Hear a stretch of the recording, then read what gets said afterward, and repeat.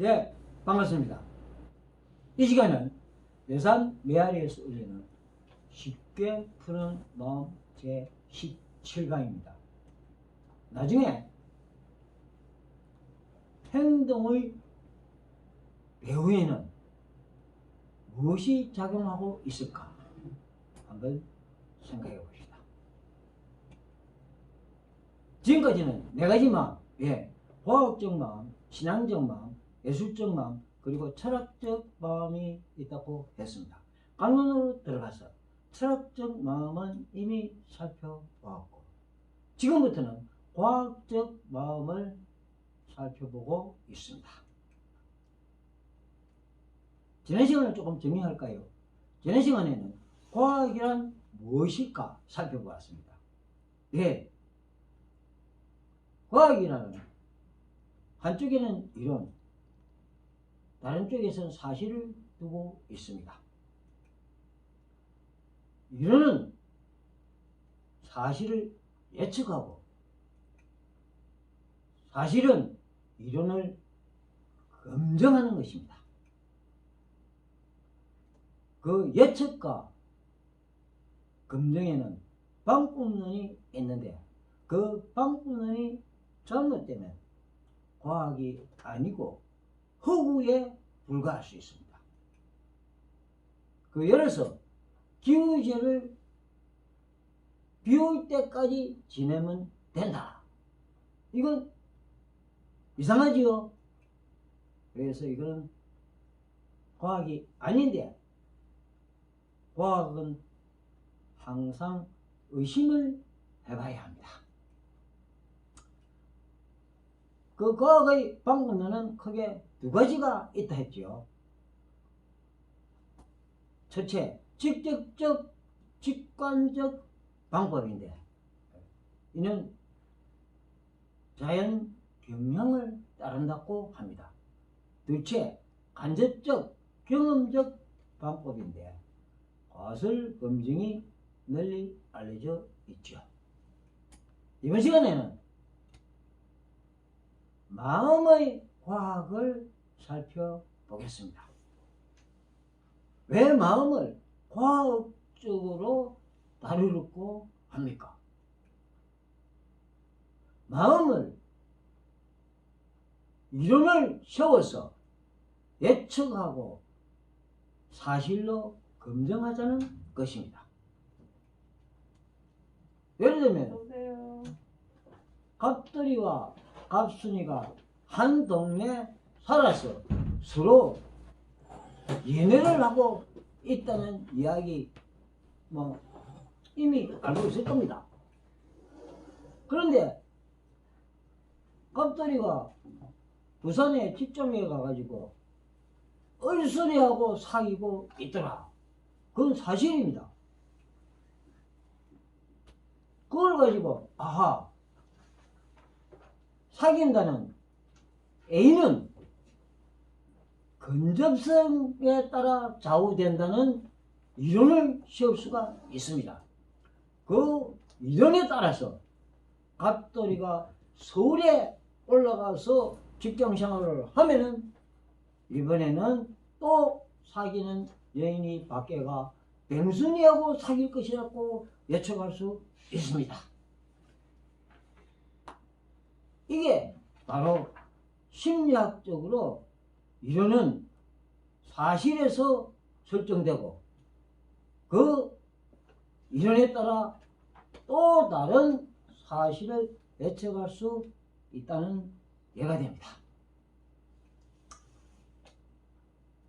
자, 조금 먼 시간에 우리가 살펴본 마음에 대한 세 가지 물음이 있다는 것 한번 회상해 보겠습니다. 마음은 누가 갖는가? 그 마음의 주체에 대해서 사람 물론 마음을 갖고 있죠. 동물 마음 갖고 있습니까? 예. 그렇다면 자연도 마음을 갖고 있다고 할 수 있습니다. 반대로 자연 마음을 갖고 있지 않다고 주장하면 동물도 마음을 갖고 있지 않을 것이고, 사람까지 마음을 갖고 있지 않다고 주장할 수 있습니다. 그래서 이 주체 문제는 상당히 심각합니다. 그 다음에 마음은 어떻게 발달하는가? 그 단계를 한번 볼 수 있습니다. 유아에서 성인까지 마음이 발달하지요.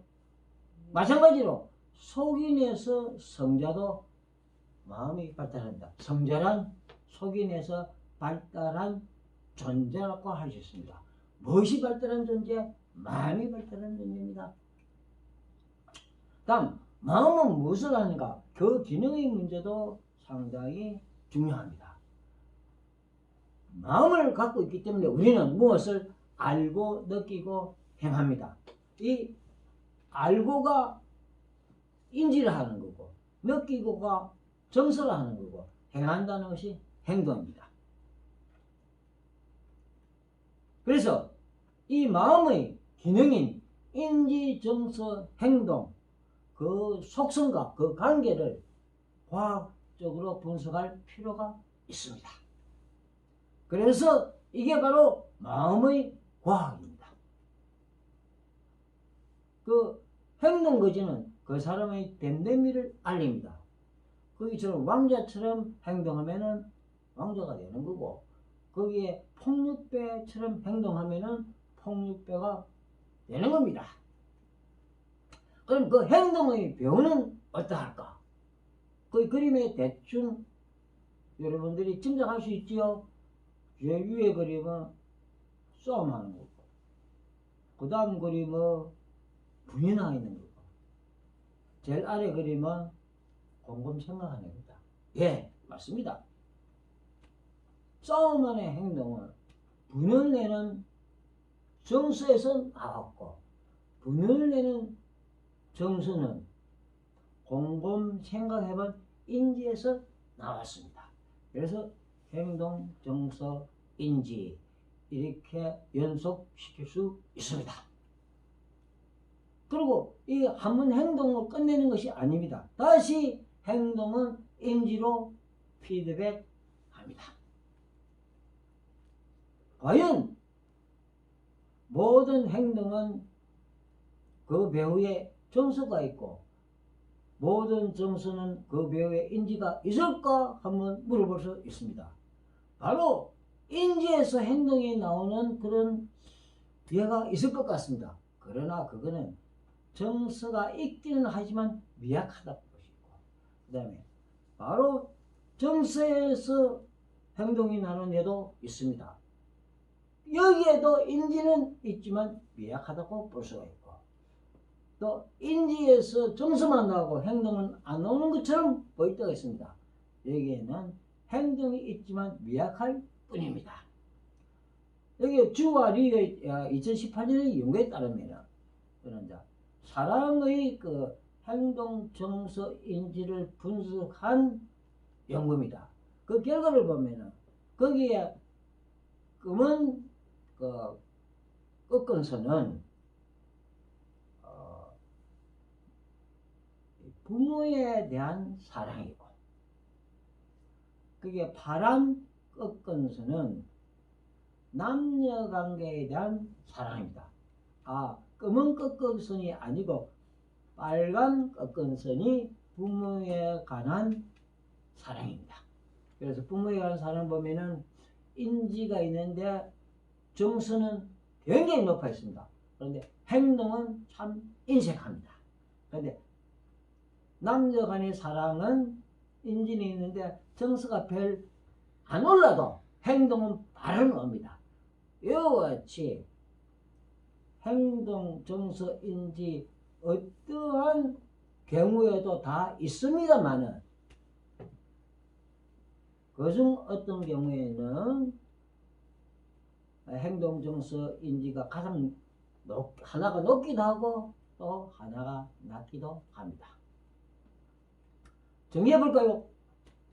마음의 과학이라 인지, 정서, 행동, 기능을 과학적으로 분석하는 것입니다. 그 관계를 보면 인지가 정서를 넣고 정서가 행동을 넣습니다. 다시 행동은 인지로 되돌아갑니다. 자, 이러한 내용을 일상에 한번 옮겨볼까요? 말도 안 돼. 말 되네. 역설의 심리학 제17화입니다. 과학자는 영가인가? 예, 아니요. 예. 그렇다면 과학자는 점술가인가? 아닙니다. 어떻게 다릅니까? 과학은 연을 하려면 이론이 있어야 되고, 이론은 사실을 토대로 합니다. 그런데 그 이론에 문제가 있다든지 사실이 해냈된다면은 그거는 과학자가 아닙니다. 그래서 과학자와 점술가를 구분 못하면은 문제가 됩니다. 예, 문제로다.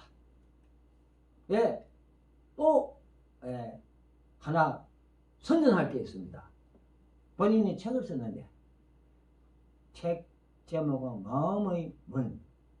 이 문은 방에 들어갈 때 여는 문이기도 하고 물음을 던지는 문이기도 합니다. 예, 교육과학사에서 나왔습니다.